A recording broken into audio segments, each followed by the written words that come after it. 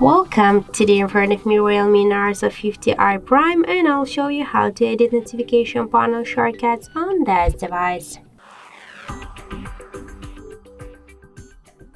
So first let's open notification panel, and now we can see here all of our shortcuts and notification panel. If you want to add some icons here or just to remove some of them or just change their positions, you should click here on this edit icon.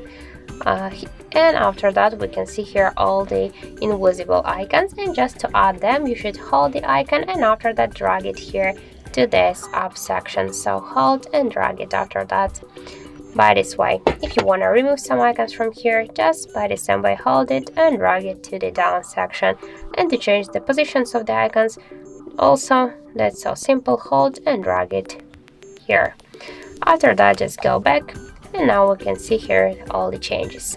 So that's it. Thank you for watching, and if you find this video helpful, don't forget to leave a like, comment and to subscribe our channel.